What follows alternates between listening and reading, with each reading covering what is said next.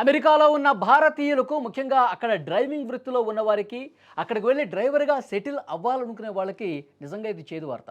America అధ్యక్షుడు Trump తీసుకున్న ఒక నిర్ణయం పెను సంచలనం సృష్టిస్తోంది. అమెరికాలో ఇటీవల జరిగిన కొన్ని ఘోరమైన ట్రక్కు ప్రమాదాల తర్వాత ట్రంప్ సర్కార్ విదేశీ ట్రక్ డ్రైవర్లపై ఉక్కుపాదం మోపింది. ఇందులో భాగంగా కాలిఫోర్నియాలో జరిగిన తనిఖీల్లో ఏకంగా 30 మంది భారతీయులు అరెస్ట్ అయ్యారు. అసలు ఏంటి కొత్త రూల్స్?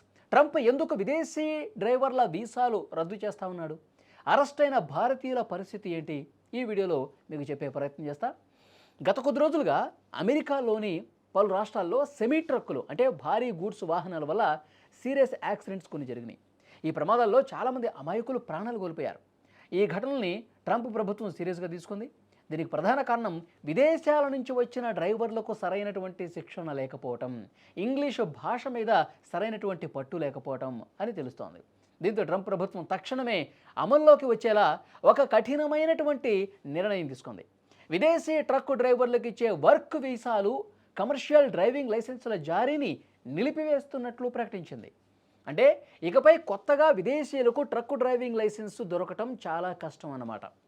ట్రంప్ తీసుకున్న ఈ రూల్స్ కేవలం పేపర్లకే పరిమితం కాలేదు, గ్రౌండ్ లెవెల్కి వెళ్తున్నారు. యాక్షన్ కూడా స్టార్ట్ చేశారు. కాలిఫోర్నియా రాష్ట్రంలో అధికారులు స్పెషల్ డ్రైవ్ చేశారు. వాణిజ్య డ్రైవింగ్ లైసెన్సులతో సెమీ ట్రక్కులను నడుపుతున్న వారిపై పోలీసులు అక్కడ పూర్తిగా నిఘా పెట్టారు, విచారిస్తూ ఉన్నారు, తనిఖీలు చేస్తూ ఉన్నారు. ఈ తనిఖీల్లో కొన్ని షాకింగ్ విషయాలు కూడా బయటకు వస్తున్నాయి. మొత్తంగా 49 మంది అక్రమ వలసదారులను పోలీసులు అక్కడ అరెస్ట్ చేశారు. ఇక్కడ మనల్ని ఆందోళన కలిగించే విషయం ఏంటంటే ఈ అరెస్ట్ అయిన వాళ్ళలో 49 మంది అరెస్ట్ అయితే 49 మెంబర్స్, అందులో 30 మంది భారతీయులే ఉన్నట్లుగా సమాచారం వస్తుంది. వీరంతా సరైన ధృవపత్రాలు లేకుండా వీసా గడువు ముగిసినా సరే అక్కడ ట్రక్కులు నడుపుతున్నట్టుగా అధికారులు గుర్తించారు.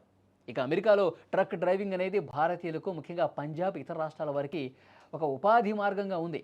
నెలకు లక్షల్లో సంపాదన ఉండటంతో చాలామంది ఈ రంగం వైపు వెళుతూ ఉన్నారు. కానీ ప్రస్తుతం అక్కడ తాజా పరిణామాలతో వారి భవిష్యత్తు ప్రశ్నార్థకమైంది.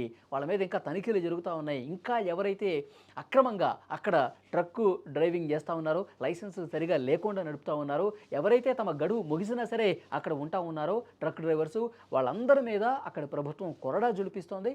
చాలామంది భారతీయులను కూడా అదుపులోకి తీసుకోవడం అనేది ఆందోళన కలిగించే విషయం. సో వాళ్ళందరినీ కూడా మళ్ళీ సేఫ్గా విడిపించే ప్రయత్నం భారత ప్రభుత్వం కూడా డెఫినెట్గా చేస్తుంది. అయితే ఈ నిబంధనలు అమల్లోకి వచ్చినాయి కాబట్టి, కొత్త రూల్స్ ట్రక్కులకు సంబంధించి వచ్చినాయి కాబట్టి అక్కడికి వెళ్ళాలి అనుకునే వాళ్ళకి నిజంగా ఇది ఒక మింగుడు పడని విషయం.